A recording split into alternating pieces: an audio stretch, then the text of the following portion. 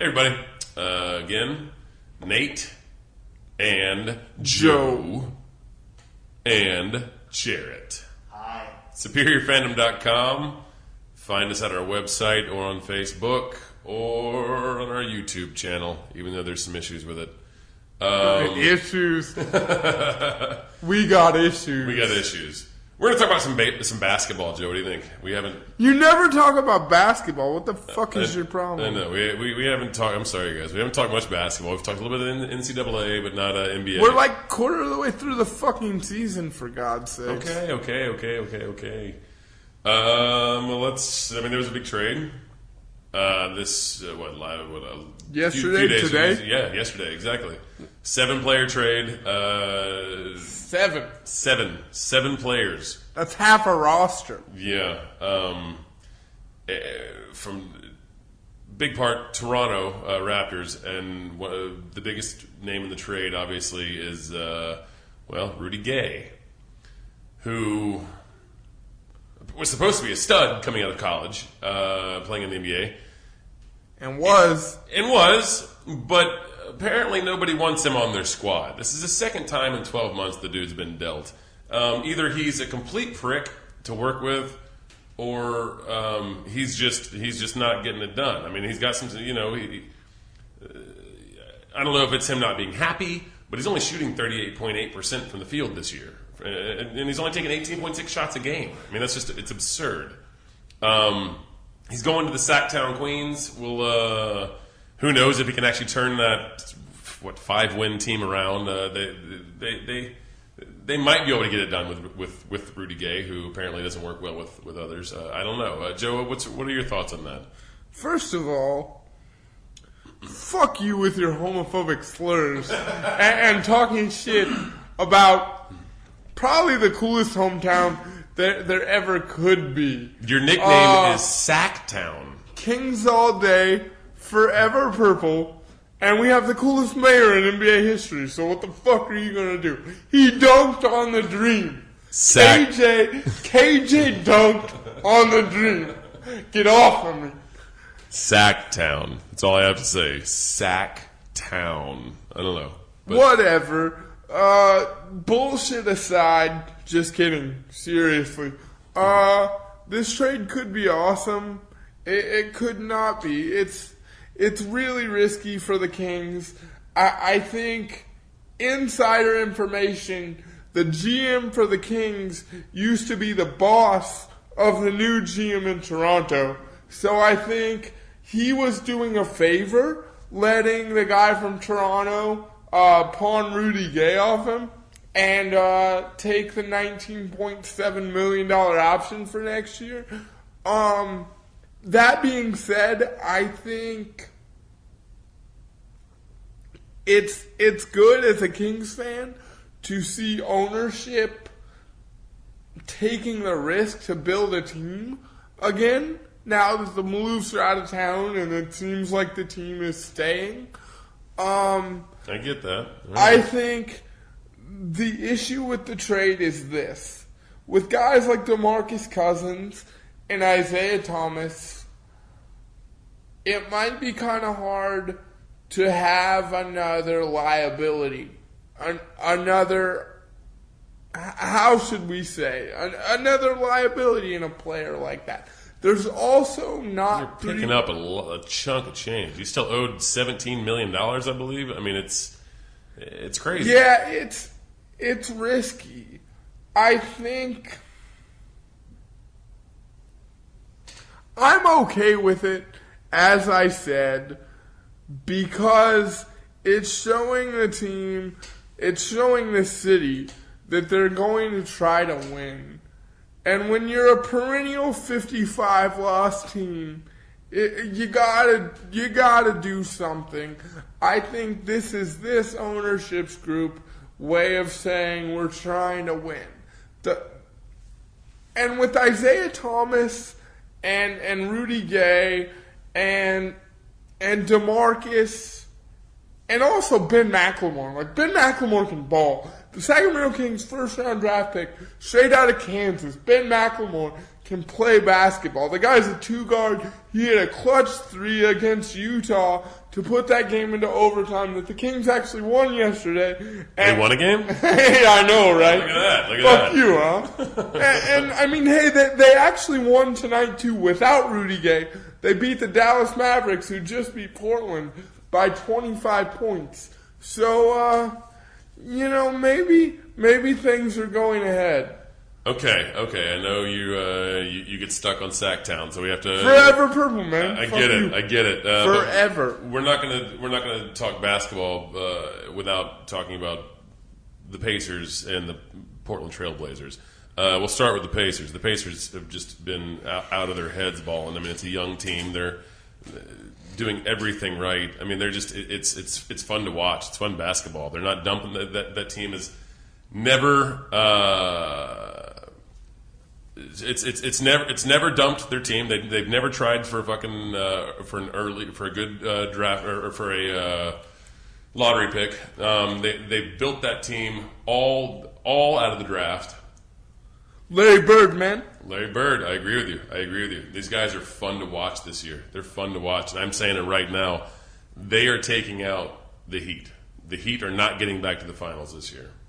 I think that's going to come down to where Game 7 gets played. True. But, yeah, I think Game 7 will be at Bankers Life Fieldhouse.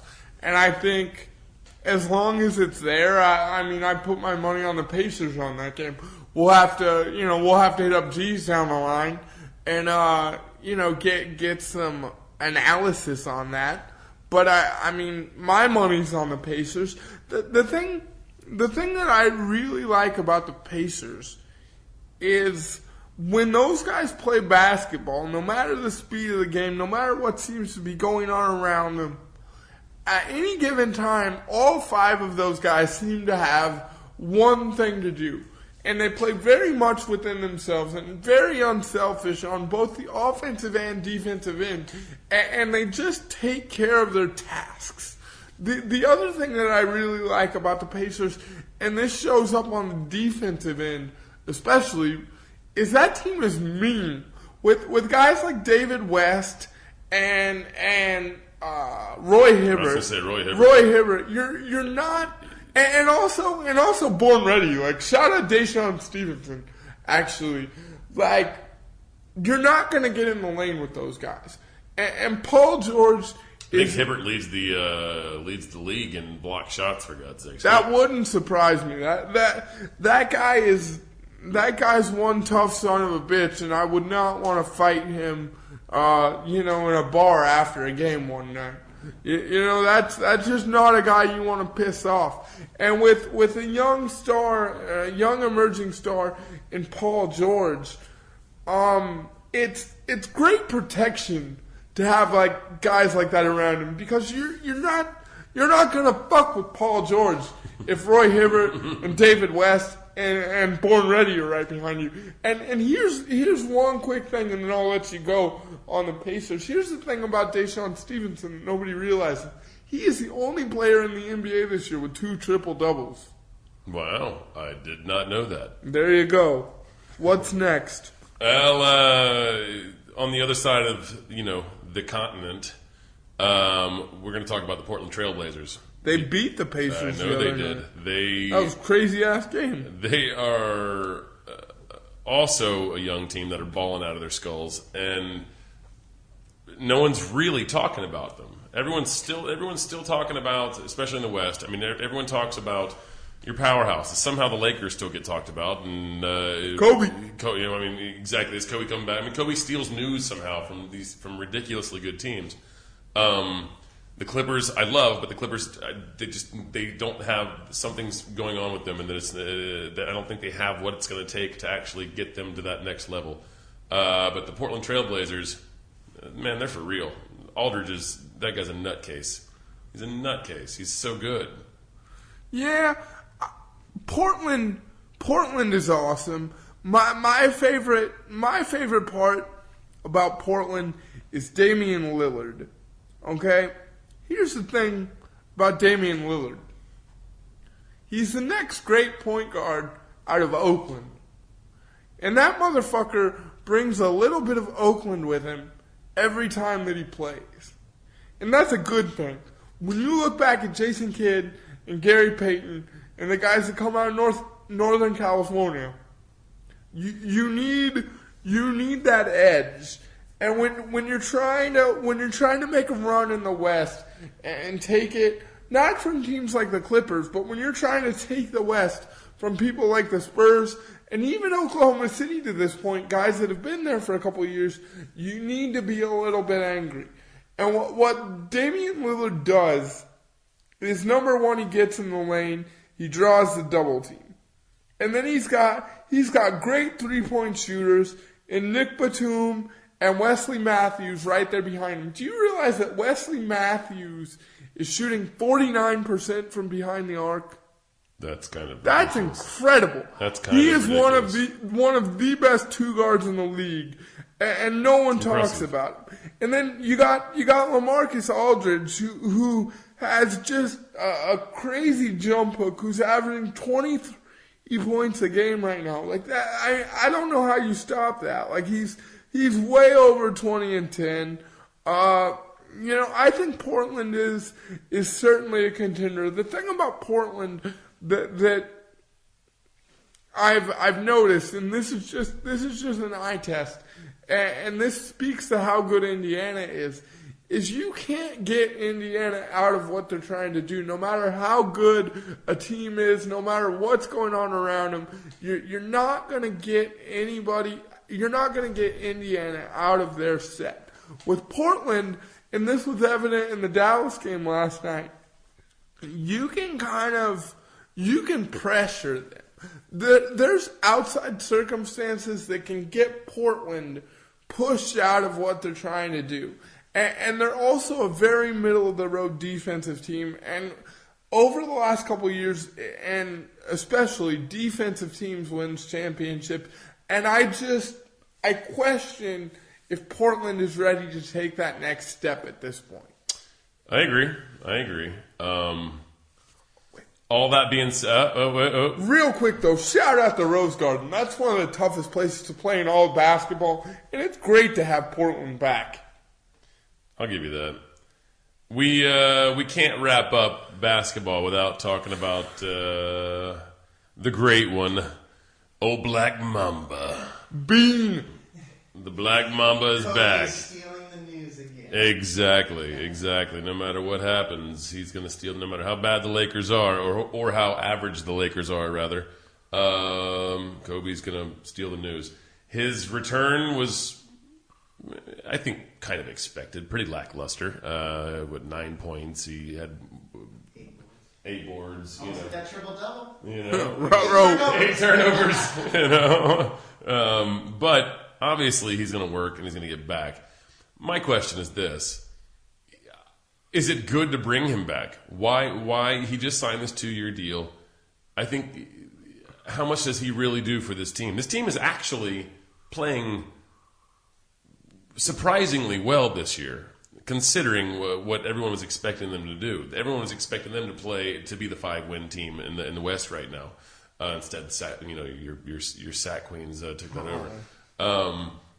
I don't think anybody expected the Lakers to be as bad as the Kings. There were a lot of talking heads out there that expected the Lakers to be a miserably awful team this year. I don't think they knew what they were talking about. Instead, D'Antoni's actually doing pretty well with that squad. They're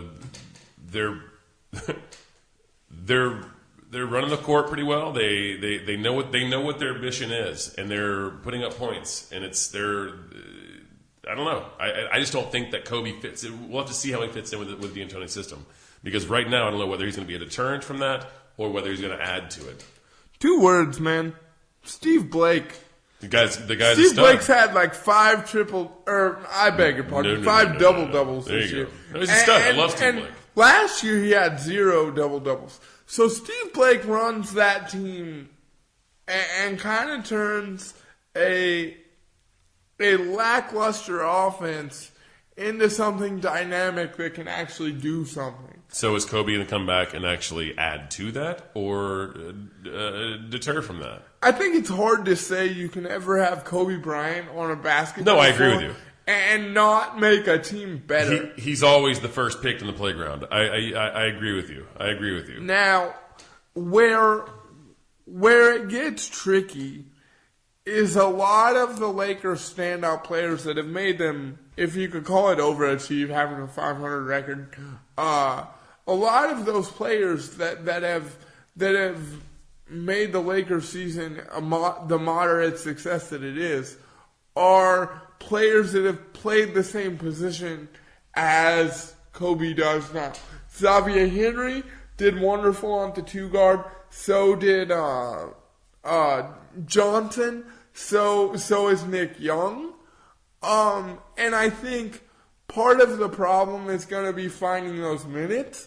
And I don't think it has anything to do with how good or bad Kobe is or how he plays the game. I think it has to do with Mike D'Antoni's ability to figure out that rotation. And that's where I think you're going to get a little squirrely. I agree. We just have to see what happens. I personally just think that they should rest him the rest of the season to make sure that he actually can play for those last 2 years of his new contract. Anyways, that's we're going to have more on basketball soon, I promise, as the season goes on. And, yeah, thanks for tuning in, guys. Follow us on Facebook. Follow us on Twitter, www.superiorfandom.com. Peace out. Kings all day. No, don't listen to that nonsense.